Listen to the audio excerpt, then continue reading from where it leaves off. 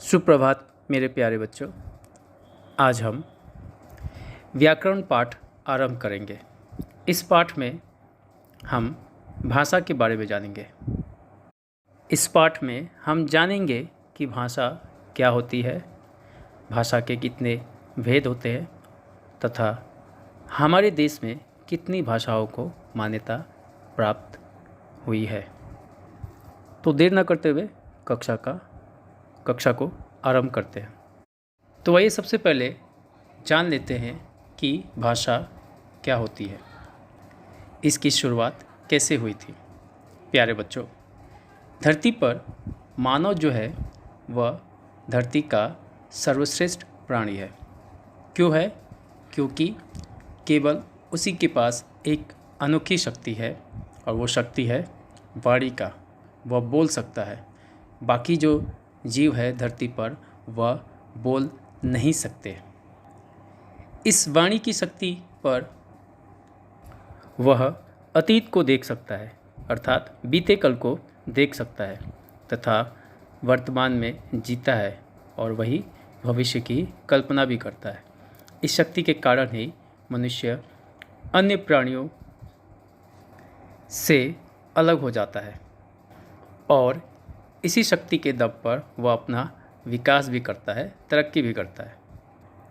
भाषा एक माध्यम है जिसके द्वारा हम अपने मनोभाव को, मतलब मन के भावों को दूसरों पर प्रकट करते हैं और दूसरों के मनोभावों को ग्रहण करते हैं, अर्थात लेते हैं। तो बच्चों, अब हम जानेंगे कि भाषा की परिभाषा क्या है, डेफिनेशन क्या है। तो साधारण शब्दों में कहे तो भाषा एक साधन है, एक जरिया है, एक माध्यम है जिसके द्वारा मानव अपने भाव और विचारों का आदान प्रदान करता है। अगर हमें किसी से कुछ कहना हो तो हम मुख से बोल के ही कहेंगे। हमारे मन में जो है हम मुख से कहेंगे, जिसको सुनकर सामने वाला व्यक्ति उसे समझ सकता है। ठीक वैसे ही भाषा एक साधन है जो हमारे मन के भाव और विचारों का आदान प्रदान करता है। भाषा शब्द की उत्पत्ति भाष धातु से हुआ है जिसका अर्थ होता है वाणी। अब हम जानेंगे भाषा के लक्षण के बारे में।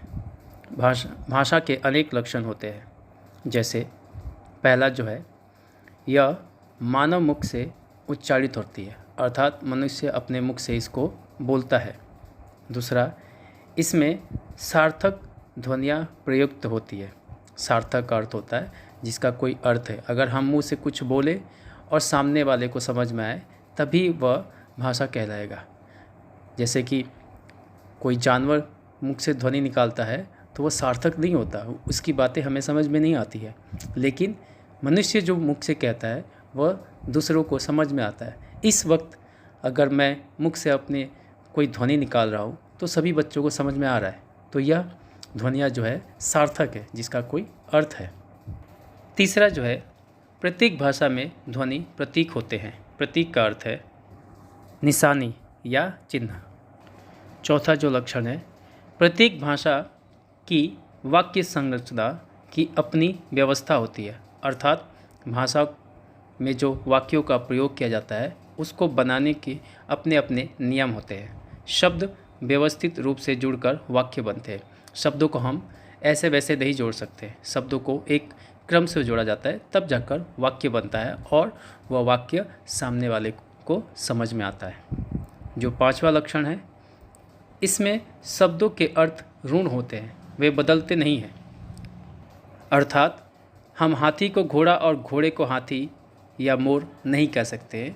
जो नाम पहले से निर्धारित किया जा चुका है हम उसी नाम से उसको बुलाएंगे। और छठा जो लक्षण है वह यह है कि यह दूसरों तक अपनी बात पहुंचाने का कार्य करता है, अपना काम करता है कि हम अपने विचारों को दूसरों तक पहुंचा सकें। अब हम जानेंगे भाषा के रूप, अर्थात भाषा कितने प्रकार के होते हैं। भाषा के दो रूप होते हैं, किसी किसी किताब में 3 भी मिल जाएंगे। पहला जो है वह है मौखिक और दूसरा जो है वह है लिखित। जो तीसरा मैंने बताया वह है सांकेतिक भाषा। लेकिन बच्चों, उसको मान्यता प्राप्त नहीं है, जिस कारण उसका प्रयोग नहीं किया जाता है। तो आइए जानते हैं कि मौखिक भाषा क्या होता है। मौखिक भाषा भाषा का वह रूप जिसमें एक व्यक्ति बोलकर अपने विचार को प्रकट करता है और दूसरा व्यक्ति सुनकर उसे समझता है। उदाहरण के तौर पर जैसे टेलीफोन में व्यक्ति बोलता है तो दूसरा सुनकर उसको समझता है।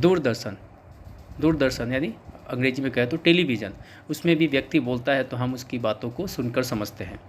अगर कोई भाषण देता है तो भी हम उसकी बातों को सुनकर समझते हैं। इस वक्त जो मैं बोल रहा हूँ ये भी मौखिक भाषा के अंतर्गत ही आएगा। अन्य उदाहरण भी दिए हुए हैं, आप उसको अपने मोबाइल के स्क्रीन पर देख सकते हैं। दूसरी भाषा जो है वो है लिखित भाषा।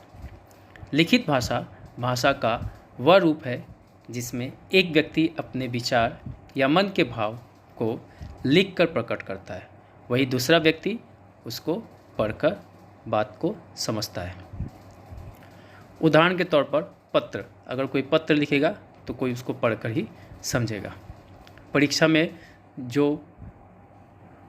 उत्तर लिखते हो उसको शिक्षक पढ़कर ही समझते हैं, तो परीक्षा भी लिखित भाषा के अंतर्गत आएगा।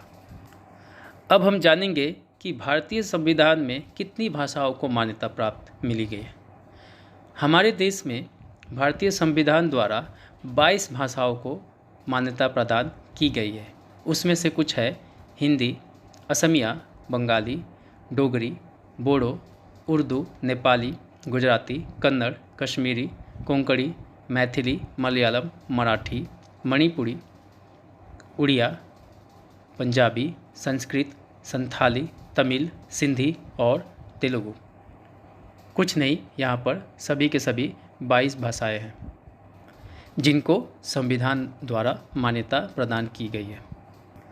अब बच्चों, अंत में आज की कक्षा के अंत में हम यही जानेंगे कि हिंदी भाषा को 14 सितंबर 1949 को राजभाषा के रूप में स्वीकार किया गया था, अर्थात हिंदी भाषा को राजभाषा का दर्जा 14 सितंबर 1949 को मिला था। जो भाषा कार्यालय में बोली जाती है उनको राजभाषा कहा जाता है, और मातृभाषा वह भाषा जिसे बालक, कोई भी बच्चा अपने परिवार में अपनाता है, वह सीखता है, वही मातृभाषा कहलाती है। साधारण शब्दों में कहूँ तो जो भाषा बच्चा अपने घर या परिवार वालों से सीखता है वही मातृभाषा कहलाता है। मेरे प्यारे बच्चों, आज की कक्षा में इतना ही। धन्यवाद। सबका दिन शुभ हो।